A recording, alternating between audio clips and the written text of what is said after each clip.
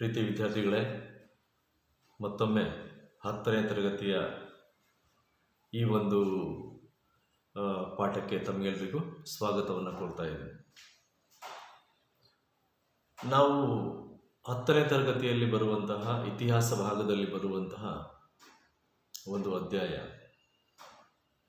ಭಾರತದ ಸ್ವಾತಂತ್ರ್ಯ ಸಂಗ್ರಾಮ. ಭಾರತದ ಸ್ವಾತಂತ್ರ್ಯ ಸಂಗ್ರಾಮ ಏನಿದೆ ಅದಕ್ಕಿಂತ ಪೂರ್ವದಲ್ಲಿ ಆಗುವಂಥದ್ದು ಭಾರತದ ಪ್ರಥಮ ಸ್ವಾತಂತ್ರ್ಯ ಸಂಗ್ರಾಮ 1857ರಲ್ಲಿ. ಸೊ ಭಾರತದ ಪ್ರಥಮ ಸ್ವಾತಂತ್ರ್ಯ ಸಂಗ್ರಾಮ 1857ರಲ್ಲಿ ಏನು ನಡೀತು, ಆ ಸ್ವಾತಂತ್ರ್ಯ ಸಂಗ್ರಾಮಕ್ಕೆ ಸಂಬಂಧಿಸಿದಂತೆ ಹಲವಾರು ವಿಷಯಗಳ ಬಗ್ಗೆ ಚರ್ಚೆಯನ್ನು ಮಾಡ್ತಾ ಇದ್ವಿ. ಪ್ರಥಮ ಸ್ವಾತಂತ್ರ್ಯ ಸಂಗ್ರಾಮಕ್ಕೆ ಕಾರಣಗಳೇನು, ಕಾರಣಗಳಲ್ಲಿ ರಾಜಕೀಯ ಕಾರಣಗಳು, ಆರ್ಥಿಕ ಕಾರಣಗಳು, ಆಡಳಿತಾತ್ಮಕ ಕಾರಣಗಳು, ಸೈನಿಕ ಕಾರಣಗಳು ಹಾಗೂ ತಕ್ಷಣದ ಕಾರಣಗಳ ಬಗ್ಗೆ ಕಳೆದ ತರಗತಿಯಲ್ಲಿ ಚರ್ಚೆಯನ್ನು ಮಾಡೋಣ.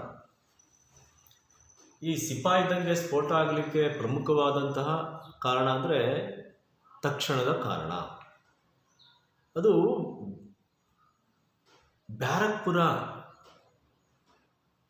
ಬ್ಯಾರಕ್ಪುರದಲ್ಲಿ ಈ ಒಂದು ಸೈನಿಕ ದಂಗೆ ಏನಾಗುತ್ತೆ, ಸ್ಫೋಟ ಆಗುತ್ತೆ. ಬ್ಯಾರಕ್ಪುರದಲ್ಲಿ ಇದ್ದಂತಹ ಸೈನಿಕ ಒಂದು ದಳ ಏನಿತ್ತು, ಆ ಸೈನಿಕ ದಳಕ್ಕೆ ಹೊಸದಾಗಿ ಬ್ರಿಟಿಷರು ತಂದಂತಹ ರಾಯಲ್ ಎನ್ಫೀಲ್ಡ್ ಬಂದೂಕುಗಳನ್ನು ಬಳಸಲಿಕ್ಕೆ ಹೇಳ್ತಾರೆ. ಆ ಬಂದೂಕುಗಳನ್ನು ಬಳಸುವಾಗ ತೋಟವನ್ನು ಬಳಸಬೇಕಾಗಿತ್ತು. ಆ ತೋಟ ಬಾಯಲ್ಲಿ ಕಚ್ಚಿ ಬಳಸಬೇಕಾಗಿತ್ತು. ಆದರೆ ತೋಟಗಳಿಗೆ ದನದ ಕೊಬ್ಬು ಮತ್ತು ಹಂದಿಯ ಕೊಬ್ಬನ್ನು ಸವರಿದ್ರು.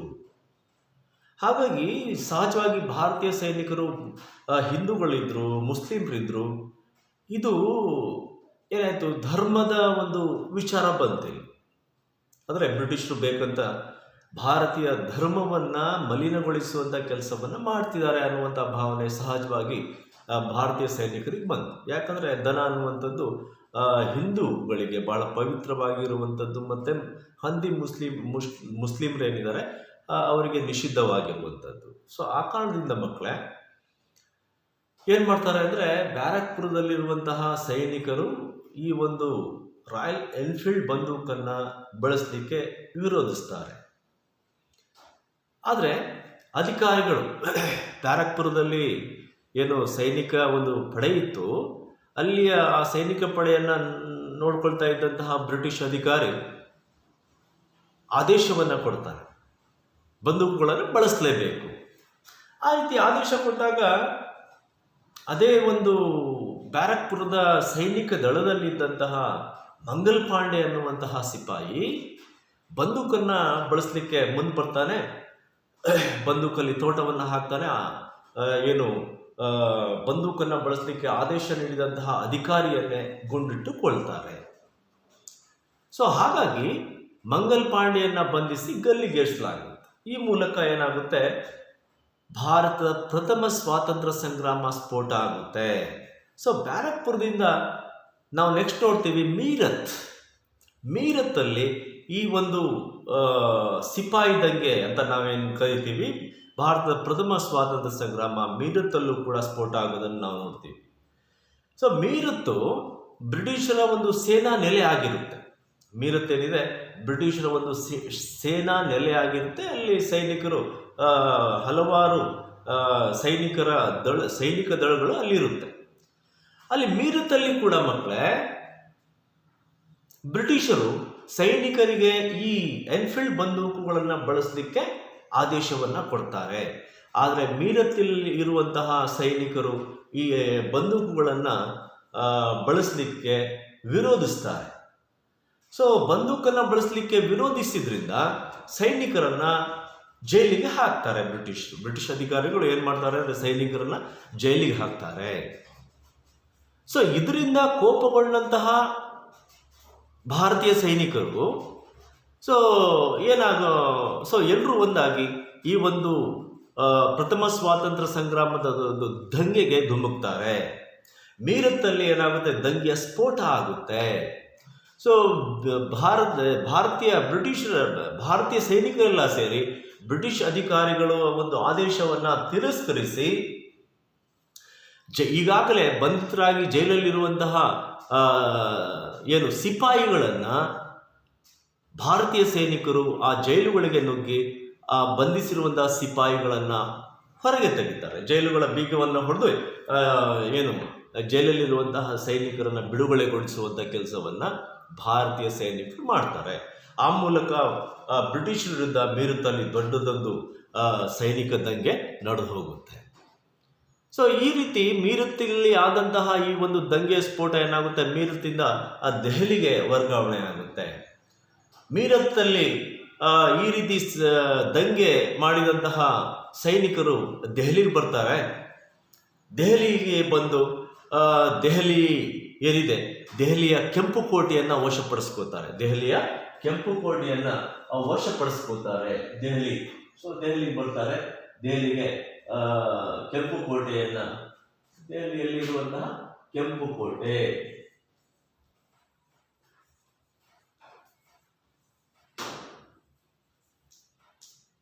ದೆಹಲಿಯ ಕೆಂಪು ಕೋಟೆಯನ್ನ ಭಾರತೀಯ ಸೈನಿಕರು ವಶಪಡಿಸ್ಕೋತಾರೆ. ಹಾಗೆ ಮೊಘಲ್ ಚಕ್ರದಿಂದ ಈ ಒಂದು ದಂಗೆ ದೆಹಲಿಗೆ ಏನಾಗುತ್ತೆ ಅಂದರೆ ದೆಹಲಿಗೆ ವರ್ಗಾವಣೆ ಆಗುತ್ತೆ.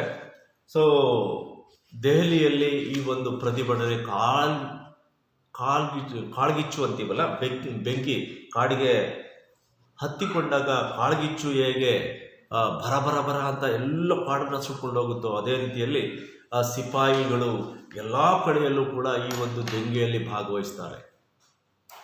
ದೆಹಲಿಗೆ ಬಂದಂತಹ ಸಿಪಾಯಿಗಳು ದೆಹಲಿಯ ಕೆಂಪು ಕೋಟೆಯನ್ನು ವಶಪಡಿಸ್ಕೋತಾರೆ. ಬ್ರಿಟಿಷರಿಂದ ದೆಹಲಿಯ ಕೆಂಪು ಕೋಟೆಯನ್ನು ವಶಪಡಿಸ್ಕೋತಾರೆ. ನಾವು ದೆಹಲಿಯ ಕೆಂಪು ಕೋಟೆ ಬಹಳ ಐತಿಹಾಸಿಕವಾಗಿ ಬಹಳ ಪ್ರಾಮುಖ್ಯತೆಯನ್ನು ಪಡ್ಕೊಂಡಿರುವಂಥದ್ದು. ಯಾಕೆ ಅಂದರೆ ನಾವು ಪ್ರತಿ ವರ್ಷ ಇವಾಗ ಏನು ಸ್ವಾತಂತ್ರ್ಯ ದಿನಾಚರಣೆಯನ್ನು ಆಚರಿಸ್ತೀವಿ. ಆ ಸಂದರ್ಭದಲ್ಲಿ ಭಾರತದ ಪ್ರಧಾನಿಗಳು ಕೆಂಪು ಕೋಟೆಯಲ್ಲಿ ಸ್ವಾತಂತ್ರ್ಯೋತ್ತರದ ಒಂದು ಸ್ವಾತಂತ್ರ್ಯ ದಿನಾಚರಣೆಯ ಅಂಗವಾಗಿ ಧ್ವಜವನ್ನು ಹಾರಿಸೋದನ್ನು ನಾವು ನೋಡ್ತೀವಿ. ಅಂತಹ ಐತಿಹಾಸಿಕ ಕೆಂಪು ಕೋಟೆಯನ್ನು ಸೈನಿಕರು ವಶಪಡಿಸ್ಕೋತಾರೆ. ಹಾಗೆ ಮೊಘಲರ ದೊರೆ ಎರಡನೇ ಬಹದ್ದೂರ್ ಶಾ ಏನಿದ್ರು, ಆ ಎರಡನೇ ಬಹದ್ದೂರ್ ಶಾನನ್ನ ಕೆಂಪು ಕೋಟೆಯಲ್ಲಿ ಸಿಂಹಾಸನದಲ್ಲಿ ಕೂರಿಸಿ ಭಾರತದ ಚಕ್ರವರ್ತಿ ಅಂತ ಘೋಷಣೆಯನ್ನ ಮಾಡ್ತಾರೆ. ಭಾರತದ ಚಕ್ರವರ್ತಿ, ಎರಡನೇ ಬಹದ್ದೂರ್ ಶಾ ಭಾರತದ ಚಕ್ರವರ್ತಿ ಅಂತ ಘೋಷಣೆಯನ್ನ ಮಾಡ್ತಾರೆ. ಸೊ ಈ ಘಟನೆ ಆದ್ಮೇಲೆ ಭಾರತದ ಅಂದರೆ ಉತ್ತರ ಭಾರತದ ವಿವಿಧ ಭಾಗಗಳಲ್ಲಿ ಏನು ದಂಗೆಗಳು ಆಗ್ತಾ ಇತ್ತು, ಸೈನಿಕರು ವಿವಿಧ ಭಾಗಗಳಿಂದ ದೆಹಲಿಗೆ ಬಂದು ಮುತ್ತಿಗೆಯನ್ನು ಹಾಕ್ತಾರೆ. ಸೈನಿಕರು ದೆಹಲಿಗೆ ಬರ್ತಾರೆ. ದೆಹಲಿಯಿಂದ ಪುನಃ ಈ ಒಂದು ದಂಗೆ ಎಲ್ಲಿಗೆ ಅಂದರೆ ಕಾನ್ಪುರ, ಲಕ್ನೋ, ಝಾನ್ಸಿ, ಸತಾರಾ, ಸೊ ಬೇರೆ ಬೇರೆ ಬೇರೆ ಭಾಗಗಳಿಗೆ ಈ ಒಂದು ದಂಗೆ ಏನಾಗುತ್ತೆ, ಮುಂದುವರಿತಾ ಹೋಗುತ್ತೆ. ಸತಾರದಲ್ಲಿ ನಾವು ನೋಡ್ತೀವಿ, ಸತಾರದಲ್ಲಿ ಈ ಒಂದು ದಂಗೆಯ ಸ್ಫೋಟ ಆಗುತ್ತೆ. ನಾನಾ ಸಾಹೇಬ್ ಒಂದು ನೇತೃತ್ವದಲ್ಲಿ ಈ ಒಂದು ದಂಗೆ ಸ್ಫೋಟ ಆಗುತ್ತೆ ಮಕ್ಕಳೇ. ನಾನಾ ಸಾಹೇಬ್ಗೆ ತಾತ್ಯಾ ಟೋಪಿ ಸಹಾಯವನ್ನು ಮಾಡ್ತಾರೆ ಈ ಒಂದು ಸಿಪಾಯಿ ದಂಗೆಯ ಸಂದರ್ಭದಲ್ಲಿ. ಸೊ ಆದರೆ ನಾನಾ ಸಾಹೇಬು ಈ ಒಂದು ದಂಗೆಯನ್ನು ಬ್ರಿಟಿಷರು ಅಡಗಿಸ್ತಾರೆ. ಸೊ ಆಮೇಲೆ ನಾವು ನೋಡ್ತೀವಿ ಝಾನ್ಸಿಯಲ್ಲಿ ಈ ಒಂದು ಸಿಪಾಯಿ ದಂಗೆ ಏನಾಗುವಂಥದ್ದು, ಸ್ಫೋಟಗೊಳ್ಳುವಂಥದ್ದು ಸಿಪಾಯಿ ದಂಗೆ ಝಾನ್ಸಿ. ನಾವೆಲ್ಲ ಕೇಳ್ತಾನೆ ಇದೀವಿ ಮಕ್ಕಳೇ, ಝಾನ್ಸಿ ಅಂದರೆ ಐತಿಹಾಸಿಕವಾಗಿ ಬಹಳ ಪ್ರಸಿದ್ಧಿಯನ್ನು ಪಡ್ಕೊಂಡಿರುವಂಥದ್ದು. ಯಾಕಂದರೆ ಬ್ರಿಟಿಷ್ ವಿರುದ್ಧ ಹೋರಾಡಿದಂತಹ ವೀರ ಮಹಿಳೆ ಝಾನ್ಸಿ ರಾಣಿ ಲಕ್ಷ್ಮೀಬಾಯಿ. ಸೊ ಝಾನ್ಸಿ ರಾಣಿ ಲಕ್ಷ್ಮೀಬಾಯಿ ಬ್ರಿಟಿಷ್ ವಿರುದ್ಧ ಹೋರಾಟವನ್ನು ಮಾಡ್ತಾರೆ. ಬ್ರಿಟಿಷರು ಲಕ್ನೋವನ್ನು ವಶಪಡಿಸ್ಕೋತಾರೆ. ಲಕ್ನೋವನ್ನು ವಶಪಡಿಸ್ಕೊಂಡಿದ್ರಿಂದ ಝಾನ್ಸಿ ರಾಣಿ ಲಕ್ಷ್ಮೀಬಾಯಿ ಈ ಒಂದು ಬ್ರಿಟಿಷರ ದತ್ತು ಮಕ್ಕಳಿಗೆ ಹಕ್ಕಿಲ್ಲ ಅನ್ನುವಂಥ ಒಂದು ನೀತಿ ಏನಿತ್ತು, ಆ ನೀತಿಯನ್ನು ವಿರೋಧಿಸಿ ತನ್ನ 5 ವರ್ಷದ ಬಾಲಕನನ್ನು ಬೆನ್ನಿಗೆ ಕಟ್ಟಿಕೊಂಡು ಕುದುರೆಯನ್ನೇರಿ ಖಡ್ಗವನ್ನು ಹಿಡ್ಕೊಂಡು ಹೋರಾಟವನ್ನು ಮಾಡ್ತಾಳೆ. ಸೊ ರಣಭೂಮಿಯಲ್ಲಿ, ಯುದ್ಧ ಭೂಮಿಯಲ್ಲಿ ಬ್ರಿಟಿಷ್ ವಿರುದ್ಧ ಹೋರಾಟವನ್ನು ಮಾಡ್ತಾಳೆ. ಸೊ ಹೋರಾಟವನ್ನು ಮಾಡ್ತಾ ಬ್ರಿಟಿಷರ ವಶದಲ್ಲಿದ್ದಂತಹ ಗ್ವಾಲಿಯರ್ ಕೋಟೆಯನ್ನು ವಶಪಡಿಸ್ಕೊಳ್ತಾಳೆ. ಗ್ವಾಲಿಯರನ್ನ ಲಕ್ಷ್ಮೀಬಾಯಿ ವಶಕ್ಕೆ ಪಡಿತಾಳೆ. ಗ್ವಾಲಿಯರನ್ನ ಲಕ್ಷ್ಮೀಬಾಯಿ ವಶಕ್ಕೆ ಪಡೆಯುವಂಥದ್ದನ್ನು ನಾವು ನೋಡ್ತೀವಿ. ಸೊ ತದನಂತರದಲ್ಲಿ ಮತ್ತೊಮ್ಮೆ ಬ್ರಿಟಿಷರು ಗ್ವಾಲಿಯರ್ ಮೇಲೆ ದಾಳಿಯನ್ನ ಮಾಡ್ತಾರೆ. ವ್ಯವಸ್ಥಿತ ದಾಳಿಯನ್ನ ಮಾಡೋದ್ರಿಂದ ಸೊ ಬ್ರಿಟಿಷರ ವಿರುದ್ಧ ವೀರಾವೇಶದಿಂದ ಹೋರಾಡ್ತಾ ಇದ್ದಂತಹ ಝಾನ್ಸಿ ರಾಣಿ ಲಕ್ಷ್ಮೀಬಾಯಿ ರಣರಂಗದಲ್ಲೇ ಬ್ರಿಟಿಷರ ವಿರುದ್ಧ ಹೋರಾಡ್ತಾನೆ ಅಸುನೀಗೋದನ್ನು ನಾವು ನೋಡ್ತೀವಿ ಮಕ್ಕಳು. ಸೊ ಹೀಗೆ ಸಿಪಾಯಿ ದಂಗೆಯಲ್ಲಿ ಸೊ ಬೇರೆ ಬೇರೆ ಭಾಗದಲ್ಲಿ, ಬೇರೆ ಬೇರೆ ಸ್ಥಳದಲ್ಲಿ ಭಾರತೀಯ ಸೈನಿಕರು ಮತ್ತು ಭಾರತದ ರಾಜರುಗಳು, ರಾಣಿಯರು ಬ್ರಿಟಿಷರ ವಿರುದ್ಧ ಹೋರಾಟ ಮಾಡುವುದನ್ನು ನಾವು ನೋಡ್ತೀವಿ. ಸೊ ಕೊನೆಯದಾಗಿ ಇಷ್ಟೆಲ್ಲ ಅಲ್ಲಲ್ಲಿ ಏನು ಈ ಒಂದು ಸಿಪಾಯಿ ದಂಗೆ ಸ್ಫೋಟ ಆಗಿತ್ತೋ, ಆದರೆ ಬ್ರಿಟಿಷರ ಪರಿಣಾಮಕಾರಿ ಈ ಒಂದು ದಂಗೆಯನ್ನು ಹತ್ತಿಕ್ಕುವಂತಹ ಒಂದು ಮಾರ್ಗಗಳನ್ನು ಏನು ತೆಗೆದುಕೊಂಡಿದ್ರೋ ಅದರಿಂದ ಏನಾಗುತ್ತೆ, ಈ ದಂಗೆ ಏನು ಸ್ಫೋಟ ಆಗುತ್ತೋ ಈ ದಂಗೆ ಏನಾಗುತ್ತೆ, ಕೊನೆಯಾಗುತ್ತೆ. ಅಥವಾ ಸಿಪಾಯಿಗಳು ಮಾಡಿದಂತಹ ಈ ಒಂದು ದಂಗೆ ವಿಫಲ ಆಗುತ್ತೆ. ದಂಗೆ ಏನಾಗುತ್ತೆ, ವಿಫಲ ಆಗುತ್ತೆ. ಸರಿ, ಭಾರತೀಯರು ಪ್ರಥಮ ಸ್ವಾತಂತ್ರ್ಯ ಸಂಗ್ರಾಮದಲ್ಲಿ ಭಾರತೀಯ ಸೈನಿಕರು, ಸ್ಥಳೀಯ ರಾಜರುಗಳು, ಸ್ಥಳೀಯ ನಾಯಕರುಗಳು ಏನು ಬ್ರಿಟಿಷರ ವಿರುದ್ಧ ಹೋರಾಡಿದ್ರೋ ಇದರಲ್ಲಿ ವಿಫಲತೆಯನ್ನು ಕಂಡರು. ಹಾಗಾದರೆ ಈ ಪ್ರಥಮ ಸ್ವಾತಂತ್ರ್ಯ ಸಂಗ್ರಾಮ ವಿಫಲ ಆಗಲಿಕ್ಕೆ ಕಾರಣಗಳೇನು? ಏನಾದರೂ ಕಾರಣಗಳಿದ್ದಿದ್ರಿಂದ ತಾನೇ ಇದು ವಿಫಲ ಆಗ್ಲಿಕ್ಕೆ ಸಾಧ್ಯ. ಸುಮ್ಮನೆ ವಿಫಲ ಆಯ್ತಾ? ಇಲ್ಲ. ಸೊ ಇಲ್ಲಿ ನಾವು ನೋಡಬೇಕಾಗುತ್ತೆ ಮಕ್ಕಳೇ, ಭಾರತೀಯರು ಪ್ರಥಮ ಸ್ವಾತಂತ್ರ್ಯ ಸಂಗ್ರಾಮ ವಿಫಲ ಆಗಲಿಕ್ಕೆ ಕಾರಣಗಳೇನು ಅಂತ ನಾವು ನೋಡಬೇಕಾಗುತ್ತೆ. ಕಾರಣಗಳು ಸ್ಪಷ್ಟವಾಗಿ ಗೋಚರಿಸ್ತಾ ಹೋಗುತ್ತೆ. ಹಲವಾರು ಕಾರಣಗಳು ಈ ಒಂದು ದಂಗೆ ವಿಫಲ ಆಗೋದಕ್ಕೆ ನಾವು ಕಾರಣಗಳನ್ನು ಹುಡುಕ್ತಾ ಹೋಗ್ತೀವಿ. ಅದರಲ್ಲಿ ಮೊದಲನೇದಾಗಿ ದಂಗೆ ವಿಫಲತೆಗೆ ಕಾರಣಗಳನ್ನು ನೋಡುವಾಗ ಮೊದಲನೇದಾಗಿ ನಾವು ನೋಡ್ತೀವಿ, ಇದು ಇಡೀ ಭಾರತವನ್ನ ವ್ಯಾಪಿಸಿರುವ ದಂಗೆ ಆಗಿರಲಿಲ್ಲ. ಇಡೀ ಭಾರತ ದೇಶವನ್ನ ವ್ಯಾಪಿಸಿರುವಂತಹ ಒಂದು ದಂಗೆ ಆಗಿರಲಿಲ್ಲ. ಇದು ಉತ್ತರ ಭಾರತದ ಕೆಲವೇ ಭಾಗಗಳಲ್ಲಿ ಅಲ್ಲಲ್ಲಿ ಈ ಒಂದು ದಂಗೆ ಏನಾಯಿತು, ಸ್ಫೋಟಗೊಳ್ತು. ಅಲ್ಲಲ್ಲೇ ಅಲ್ಲಲ್ಲೇ ಕೆಲವು ಭಾಗಗಳಲ್ಲಿ ಸ್ಫೋಟಗೊಳ್ತು. ಹಾಗಾಗಿ ಇಡೀ ಭಾರತ ಅಥವಾ ಇಡೀ ಭಾರತೀಯರು ಈ ಒಂದು ದಂಗೆಯಲ್ಲಿ ಭಾಗಿಯಾಗಿರಲಿಲ್ಲ. ಹಾಗಾಗಿ ಇದೇನಾಗುತ್ತೆ, ಈ ದಂಗೆ ವಿಫಲ ಆಗುತ್ತೆ ಮಕ್ಕಳು. ಎರಡನೇದಾಗಿ ನಾವು ನೋಡ್ತೀವಿ, ಈ ದಂಗೆಯನ್ನು ನಡೀತು. ಈ ದಂಗೆ ಅನ್ನುವಂಥದ್ದು ಇಲ್ಲಿಯ ಸ್ಥಳೀಯ ರಾಜ ಅಥವಾ ರಾಣಿಯರು, ಸ್ಥಳೀಯ ಸಂಸ್ಥಾನಗಳ ಏನಿದ್ರು ಅವರ ಸ್ವಹಿತಾಸಕ್ತಿಯನ್ನ ಕಾಪಾಡೋದಕ್ಕೋಸ್ಕರ ಈ ಒಂದು ದಂಗೆ ನಡೀತು. ಸ್ಥಳೀಯ ರಾಜರಾಣಿಯರು ಅಥವಾ ಸಂಸ್ಥಾನಗಳ ಮಹಾರಾಜರುಗಳೇನಿದ್ರು ಅವರು ತಮ್ಮ ಹಿತಾಸಕ್ತಿಗಾಗಿ, ತಮ್ಮ ಸ್ವಂತ ಹಿತಾಸಕ್ತಿ ಏನಿದೆ ಅದಕ್ಕಾಗಿ ಈ ಒಂದು ದಂಗೆ ನಡೀತು. ಹಾಗಾಗಿ ಇದಕ್ಕೆ ಎಲ್ಲಾ ಕಡೆಯಿಂದ ಬೆಂಬಲ ಸಿಗಲಿಲ್ಲ. ತಮ್ಮ ಹಕ್ಕುಗಳೇನಿದೆ ಆ ಹಕ್ಕುಗಳಿಗಾಗಿ, ತಮ್ಮ ಸ್ವಹಿತಾಸಕ್ತಿಗಾಗಿ ಮಾತ್ರ ಈ ಒಂದು ದಂಗೆಯನ್ನು ಮಾಡಿದ್ರು. ಹಾಗಾಗಿ ಇವರಿಗೆ ವ್ಯವಸ್ಥಿತವಾದಂತಹ ಬೆಂಬಲ ಎಲ್ಲ ಕಡೆಯಿಂದಲೂ ಬರಲಿಲ್ಲ. ನೆಕ್ಸ್ಟ್ ನಾವು ನೋಡ್ತೀವಿ, ಈ ಸಿಪಾಯಿ ದಂಗೆ ಅನ್ನುವಂಥದ್ದು ಒಂದು ಯೋಜಿತ ದಂಗೆ ಆಗಿರಲಿಲ್ಲ. ಇದು ಪ್ಲಾನ್ಡ್ ಅಲ್ಲ, ಪ್ಲಾನ್ ಮಾಡಿಕೊಂಡು ಮಾಡಿರೋದಲ್ಲ.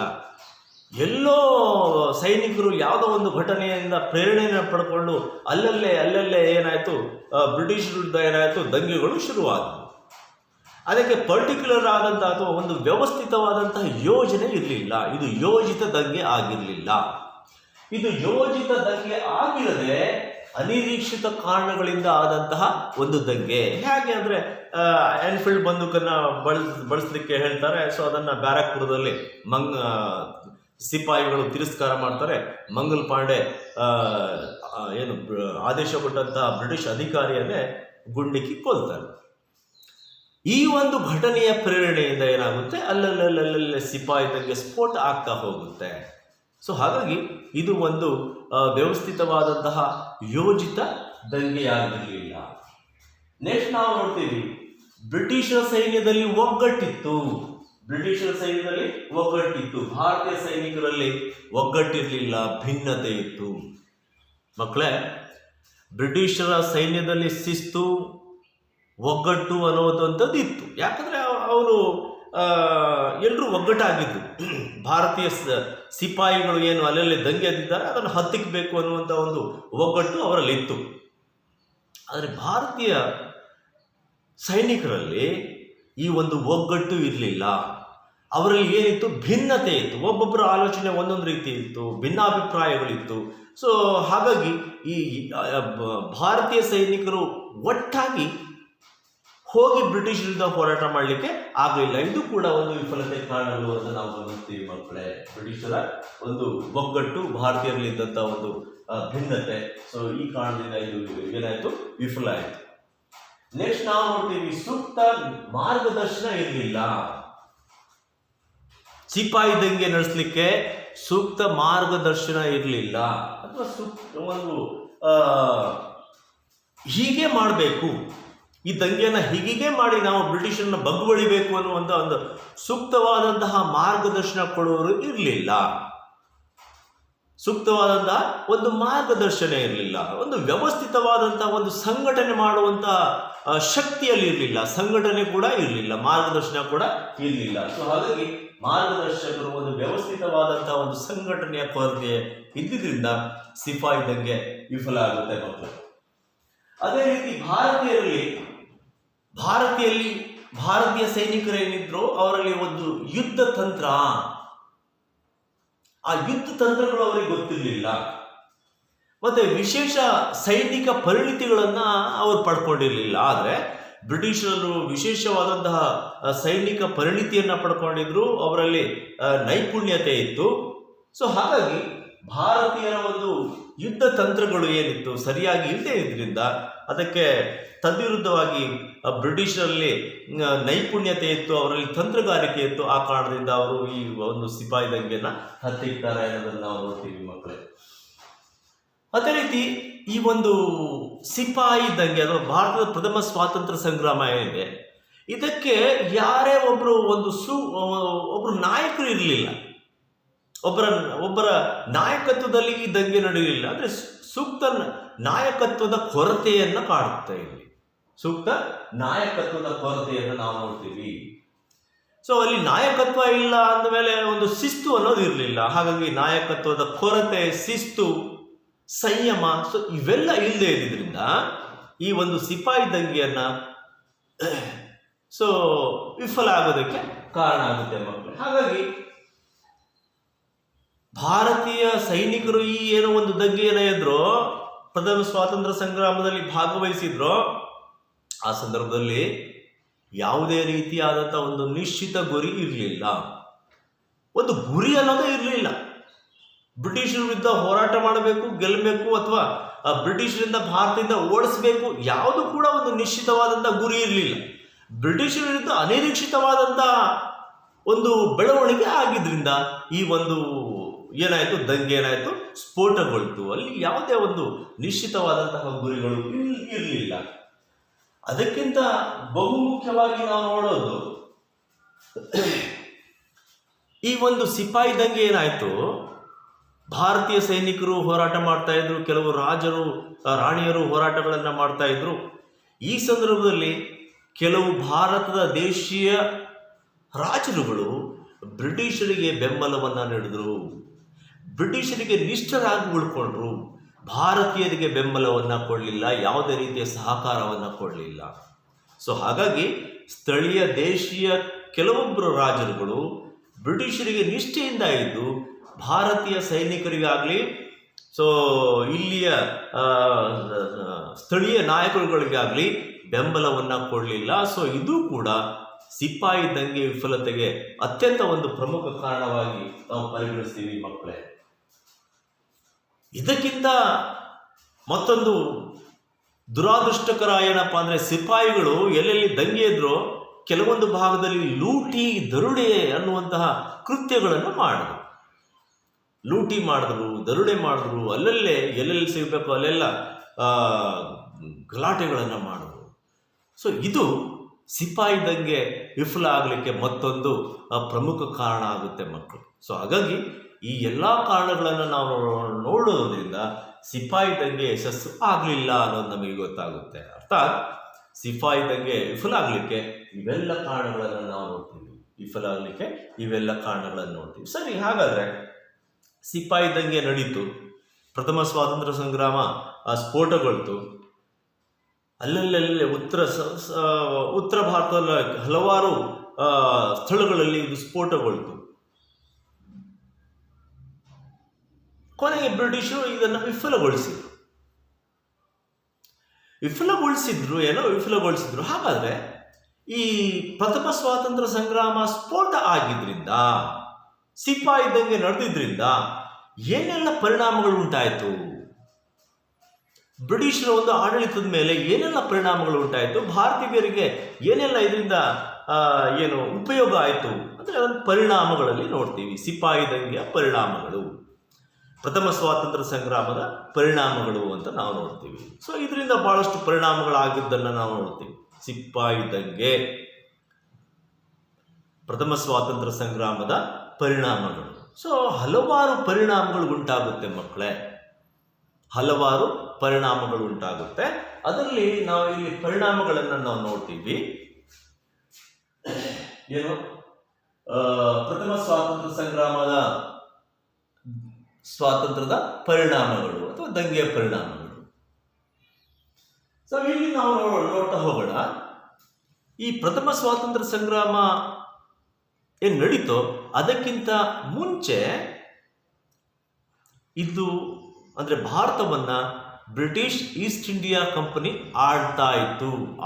ಆಡಳಿತವನ್ನು ನಡೆಸ್ತಾ ಇತ್ತು, ಈಸ್ಟ್ ಇಂಡಿಯಾ ಕಂಪನಿ. ಆದರೆ ಪ್ರಥಮ ಸ್ವಾತಂತ್ರ್ಯ ಸಂಗ್ರಾಮ ಆದಮೇಲೆ ಈಸ್ಟ್ ಇಂಡಿಯಾ ಕಂಪನಿಯ ಆಡಳಿತ ಕೊನೆಯಾಗುತ್ತೆ, ಅಂತ್ಯ ಆಯಿತು. ಹಾಗಾದರೆ ಅಧಿಕಾರ ಯಾರು ವಹಿಸ್ಕೊಂಡ್ರು? ಬ್ರಿಟನ್ ರಾಣಿ ಈ ಒಂದು ಅಧಿಕಾರವನ್ನು ವಹಿಸ್ಕೊಂಡ್ರು. ಬ್ರಿಟನ್ ರಾಣಿ ಆಡಳಿತ ವರ್ಗಾವಣೆ ಆಗುತ್ತೆ. ಆಡಳಿತ ನಿರ್ವಹಣೆ ಅಂತ ಜವಾಬ್ದಾರಿ ಬ್ರಿಟನ್ ರಾಣಿಗೆ ಬರುತ್ತೆ, ಆಡಳಿತ ವರ್ಗಾವಣೆ ಆಗುತ್ತೆ. ಹಾಗಾದರೆ ರಾಣಿ ಏನು ಮಾಡಿದ್ರು? ಭಾರತದ ಒಂದು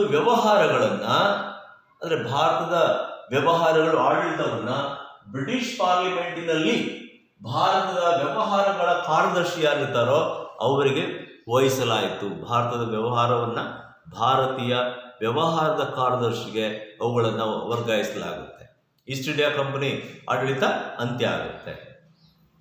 ಸೊ ಇಂತಹ ಸಂದರ್ಭದಲ್ಲಿ 1858ರಲ್ಲಿ ಬ್ರಿಟನ್ ಸಾಮ್ರಾಜ್ಞಿ ಒಂದು ಮಹತ್ವದ ಘೋಷಣೆಯನ್ನು ಹೊರಡಿಸ್ತಾಳೆ. ಅದರಲ್ಲಿ ಹಲವಾರು ಅಂಶಗಳು ಇದೆ. ಮಹತ್ವದ ಘೋಷಣೆಯಲ್ಲಿ ಹಲವಾರು ಅಂಶಗಳಿದೆ. 1858ರಲ್ಲಿ ಬ್ರಿಟನ್ ರಾಣಿ ಒಂದು ಘೋಷಣೆಯನ್ನು ಹೊರಡಿಸ್ತಾಳೆ. ಅದರಲ್ಲಿ ಹಲವಾರು ಅಂಶಗಳನ್ನು, ಭಾರತೀಯರಿಗೆ ಹಲವಾರು ಘೋಷಣೆಗಳನ್ನು ಅದರಲ್ಲಿ ಹೇಳಿರುವಂಥದ್ದು.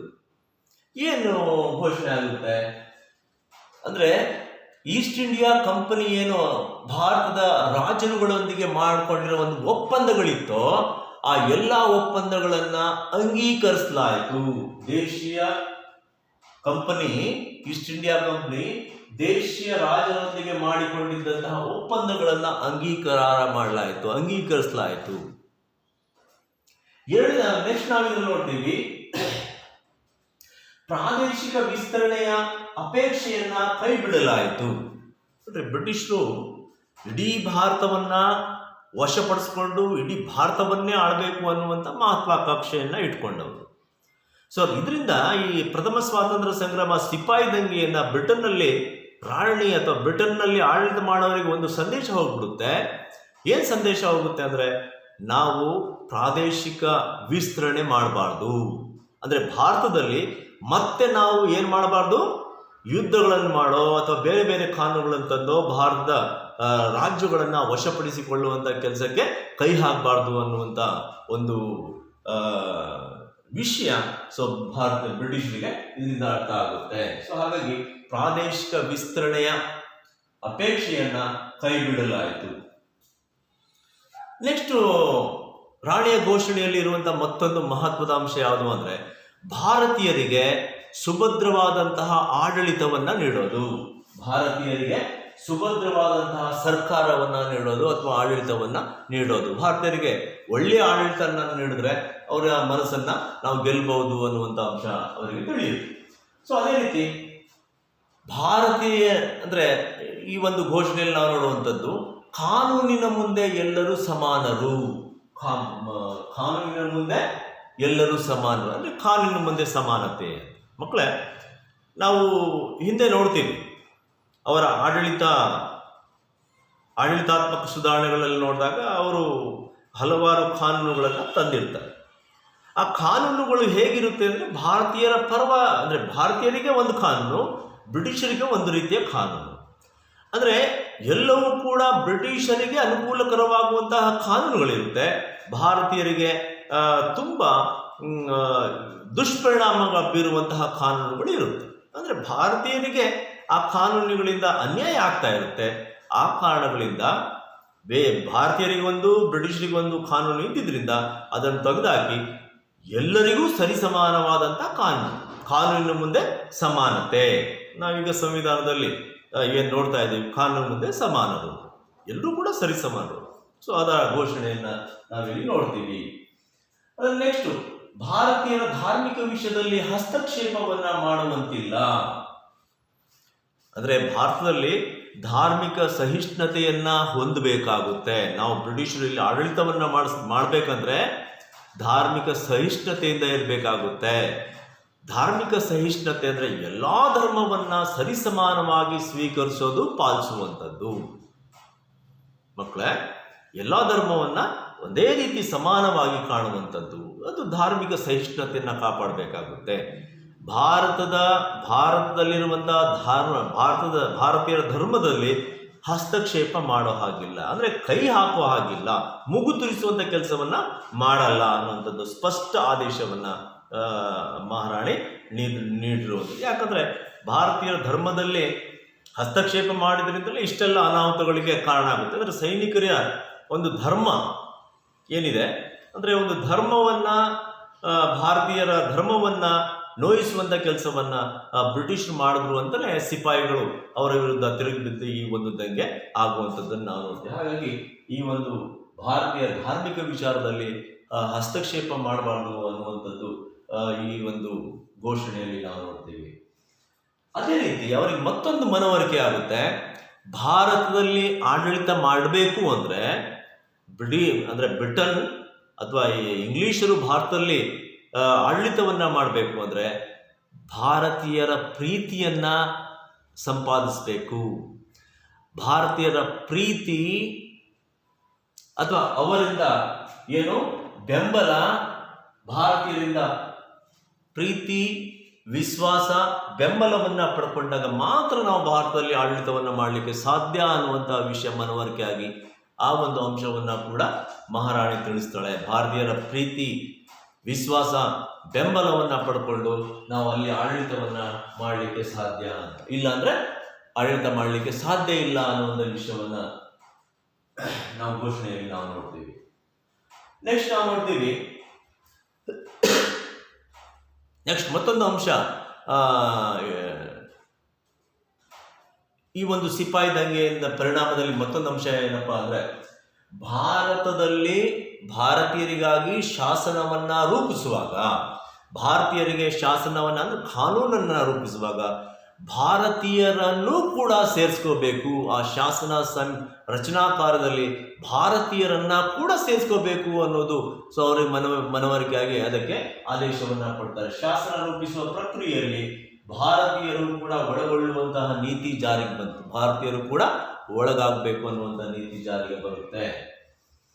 ಕೊನೆಯದಾಗಿ ಇದರಲ್ಲಿ ನೋಡ್ತೀವಿ ನಾವು ಈ ಸಿಪಾಯಿ ದಂಗೆಯ ಪರಿಣಾಮಗಳು ಅಥವಾ ಭಾರತದ ಪ್ರಥಮ ಸ್ವಾತಂತ್ರ್ಯ ಸಂಗ್ರಾಮದ ಪರಿಣಾಮಗಳಲ್ಲಿ ನಾವು ನೋಡ್ತೀವಿ. ಈ ಒಂದು ಭಾರತದ ಪ್ರಥಮ ಸ್ವಾತಂತ್ರ್ಯ ಸಂಗ್ರಾಮ ಏನು ನಡೀತು, ಇದು ಮುಂದೆ ಭಾರತದ ಸ್ವಾತಂತ್ರ್ಯ ಸಂಗ್ರಾಮ ಏನು ನಡೆಯುತ್ತೆ, ಸ್ವಾತಂತ್ರ್ಯ ಚಳುವಳಿ ಏನು ನಡೆಯುತ್ತೆ, ಭಾರತೀಯ ಸ್ವಾತಂತ್ರ್ಯ ಹೋರಾಟಕ್ಕೆ ಹೊಸ ದಿಕ್ಸೂಚಿಯನ್ನ ನೀಡಿತು. ಮುಂದೆ ನಡೆದಂತಹ ಭಾರತದ ಹೋರಾಟಗಳಿಗೆ ಹೊಸ ದಿಕ್ಸೂಚಿ, ಹೊಸ ದಿಕ್ಕು. ಸೊ ಇಷ್ಟೆಲ್ಲ ಪರಿಣಾಮಗಳನ್ನು ನಾವು ಇದರಲ್ಲಿ ನೋಡ್ತೀವಿ ಮಕ್ಕಳೇ. ಭಾರತದ ಪ್ರಥಮ ಸ್ವಾತಂತ್ರ್ಯ ಸಂಗ್ರಾಮದಿಂದ ಆದಂತಹ ಪರಿಣಾಮಗಳು ಯಾವ್ಯಾವುದು ಅಂತ ಕೇಳಿದಾಗ ಈ ಅಂಶಗಳನ್ನು ನಾವು ಪರಿಗಣನೆಗೆ ತೆಗೆದುಕೊಳ್ಬೇಕಾಗುತ್ತೆ, ಅಥವಾ ಈ ಅಂಶಗಳು ಬಹಳ ಪ್ರಮುಖವಾಗಿ ಮೂಡಿಬರುತ್ತೆ ಮಕ್ಕಳೇ. ಸೊ ಇಲ್ಲಿಗೆ ನಾವು ಈ ಒಂದು ಭಾರತ ಪ್ರಥಮ ಸ್ವಾತಂತ್ರ್ಯ ಸಂಗ್ರಾಮ ಅಂತ ಏನಿದೆ ಅದರ ಕಾರಣಗಳನ್ನು ನೋಡಿದ್ವಿ. ಆ ದಂಗೆ ಸ್ಫೋಟಗಳು ಹೇಗೆ, ಅಂದರೆ ದಂಗೆ ಹೇಗೆ ಸ್ಫೋಟ ಆಯಿತು, ಎಲ್ಲೆಲ್ಲಿ ನಡೀತು ಅಂತ ನೋಡಿದ್ವಿ. ದಂಗೆ ವಿಫಲತೆ ಕಾರಣಗಳೇನು ಅಂತ ನೋಡಿದ್ವಿ. ದೆನ್ ಅದರ ಪರಿಣಾಮಗಳೇನು ಅಂತ ನೋಡಿದ್ವಿ ಮಕ್ಕಳೇ. ಈ ಅಂಶಗಳು ಆಗಿದೆ. ಸೊ ಇದು ಅರ್ಥ ಆಗಿದೆ, ನಿಮಗೆಲ್ಲ ಅರ್ಥ ಆಗಿದೆ ಅಂತ ಭಾವಿಸ್ತಾ ಇದ್ದೀನಿ. ಸೊ ಇದಕ್ಕೊಂದು ಗೃಹಪಾಠವನ್ನು ಕೊಡ್ತೀನಿ, ಬರ್ಕೊಳ್ಳಿ ಮಕ್ಕಳೇ. ಗೃಹಪಾಠವನ್ನು ಬರ್ಕೊಳ್ಳಿ. ಒಂದನೇದು 1857ರ ದಂಗೆಯನ್ನು ಬ್ರಿಟಿಷ್ ಇತಿಹಾಸಕಾರರು ಏನೆಂದು ಕರೆದಿದ್ದಾರೆ?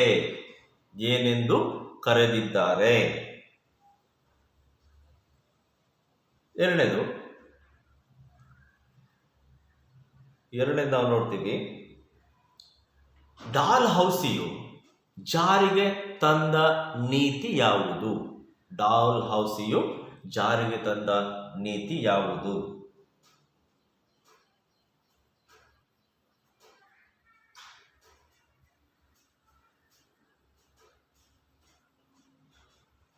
ನೆಕ್ಸ್ಟ್, ಭಾರತದ ಪ್ರಥಮ ಸ್ವಾತಂತ್ರ್ಯ ಸಂಗ್ರಾಮಕ್ಕೆ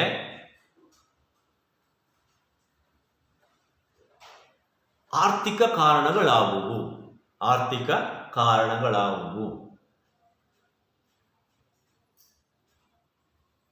ನೆಕ್ಸ್ಟ್, ಭಾರತದ ಪ್ರಥಮ ಸ್ವಾತಂತ್ರ್ಯ ಸಂಗ್ರಾಮಕ್ಕೆ ತಕ್ಷಣದ ಕಾರಣಗಳೇನು? ಮತ್ತೊಂದು ಪ್ರಶ್ನೆ ಬರ್ಕೊಳ್ಳಿ ಮಕ್ಕಳೇ. ಭಾರತದ ಪ್ರಥಮ ಸ್ವಾತಂತ್ರ್ಯ ಸಂಗ್ರಾಮ ವಿಫಲ ಆಗಲು ಕಾರಣಗಳೇನು?